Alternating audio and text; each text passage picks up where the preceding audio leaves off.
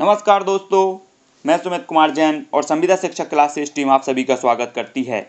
और हमारी टीम आप सबका आभार व्यक्त करती है जो आप सभी ने हमारे वीडियोज को देखा एवं हमारे चैनल को सब्सक्राइब एवं लाइक किया। आपके प्रोत्साहन और सहयोग से हमारी टीम निरंतर प्रयासरत है कि संविदा शिक्षक पात्रता परीक्षा एवं अन्य परीक्षाओं की विषयवार तैयारी हेतु एक विस्तृत योजना बनाकर आप सभी को समस्त पाठ्यक्रम अनुसार यूट्यूब के माध्यम से वीडियो उपलब्ध कराए जाएं। इससे पहले हम आप सभी को बता दें कि हमारे मार्गदर्शक श्री अमित जैन शास्त्री हैं जो निरंतर हमें प्रोत्साहन एवं सहयोग प्रदान कर रहे हैं।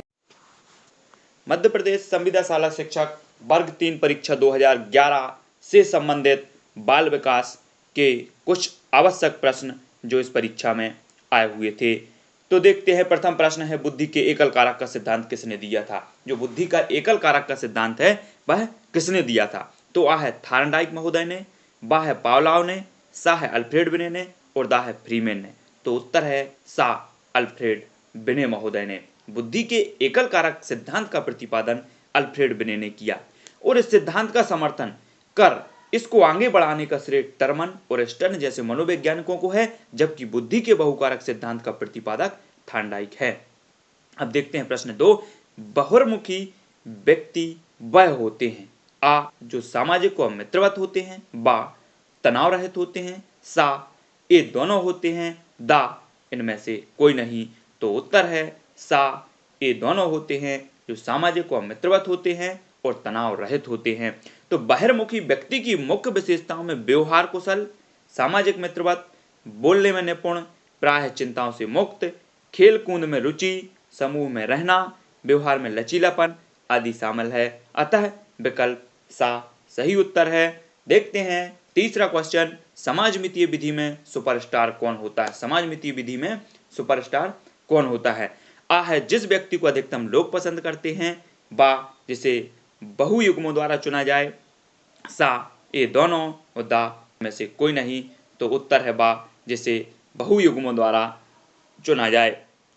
समाजमितीय ब्रांड फैन ब्रेवर के अनुसार समूह में व्यक्तियों के मध्य सीमा और स्वीकृति को मापकर सामाजिक स्थिति, ढांचों और विकास को ज्ञात करने, वर्णन करने और मूल्यांकन करने की एक विधि है।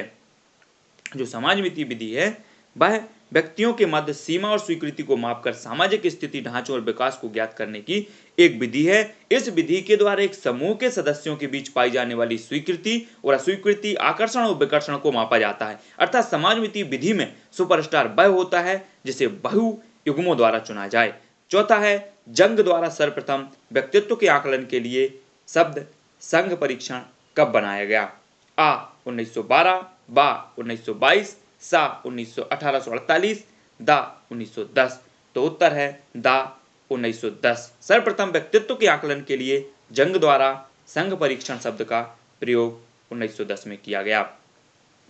पांचवा है, व्यक्ति में वे विभिन्नताएं जिससे वह कद, वजन, त्वचा का रंग, आंखों व बालों का रंग, पैर आदि से दूसरे से अलग होते हैं। आ है भावनात्मक भेद, बा है शारीरिक भेद, सा है मानसिक भेद और दा है इनमें से कोई नहीं। तो उत्तर है बा शारीरिक भेद। उत्तर क्या है? बा शारीरिक भेद। व्यक्ति में भिन्नताएं जिससे वह कद, वजन, त्वचा का रंग, आंखों व बालों का रंग, पैर आदि से दूसरे व्यक्ति से अलग किए जा सकें, शारीरिक भेद कहलाता है। छठवा है, इनमें से कौन सा कारक शैक्षिक पिछड़ेपन का कारण नहीं होता है? शैक्षिक पिछड़ेपन का कारण नहीं होता है। आ है परिवार की गरीब सामाजिक आर्थिक स्थिति, बा है विद्यालय का खराब शैक्षिक वातावरण, सा है परिवार का व्यवसाय और दा है परिवार का खराब भावनात्मक वातावरण। उत्तर है सा परिवार का व्यवसाय। किसी बालक के शैक्षिक पिछड़ेपन के कारणों में परिवार की गरीब सामाजिक आर्थिक स्थिति, विद्यालय का खराब शैक्षिक वातावरण और परिवार का खराब भावनात्मक वातावरण शामिल है, लेकिन परिवार का व्यवसाय शैक्षिक पिछड़ेपन का प्रमुख कारण है। सातवां, वह बालक जो अपनी कालानुक्रमिक आयु के बालकों की तुलना में शैक्षिक कमी को दर्शाता है उसे क्या कहते हैं? क्वेश्चन क्या है? वह बालक जो अपनी कालानुक्रमिक आयु के बालकों की, जो कालानुक्रमिक आयु के बालक हैं उनकी तुलना में शैक्षिक कमी को दर्शाता है उसे क्या कहते हैं? प्रतिभाशाली बालक, पिछड़ा बालक, असाधारण बालक या इनमें से कोई नहीं। तो उत्तर है बा पिछड़ा बालक। यदि कोई बालक अपने ही हम उम्र बालकों की तुलना में शैक्षिक कमी को दर्शाता है तो ऐसे बालक को क्या कहते हैं? पिछड़ा बालक कहते हैं।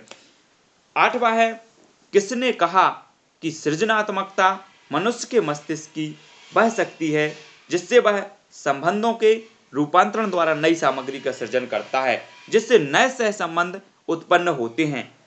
आ है स्पीयरमैन, बा वारलेट, सा स्किनर, दा लेविन। तो उत्तर है आ। प्रश्न में दी गई सृजनात्मकता की परिभाषा किसने दी है? स्पीयरमैन महोदय जी ने दी है। हम देखते हैं 9वां क्वेश्चन, आईपीसी का अर्थ क्या है? आईपीसी का अर्थ क्या है? आ Indian postal code, Indian penal code, Indian public code, इनमें से कोई नहीं। तो उत्तर है बा इंडियन पेनल कोड। आईपीसी का अर्थ इंडियन पेनल कोड, भारतीय दंड संहिता। क्या है? भारतीय दंड संहिता इंडियन पेनल कोड होता है। अब हम देखते हैं क्वेश्चन 10वां कि अब्राहम मास्लो कौन थे? अब्राहम मास्लो कौन थे? आ प्रयोजनवादी, बा व्यवहारवादी, सा मानवतावादी, दा यथार्थवादी। तो उत्तर है सा मानवतावादी। अब्राहम मास्लो कौन थे? मानवतावादी थे।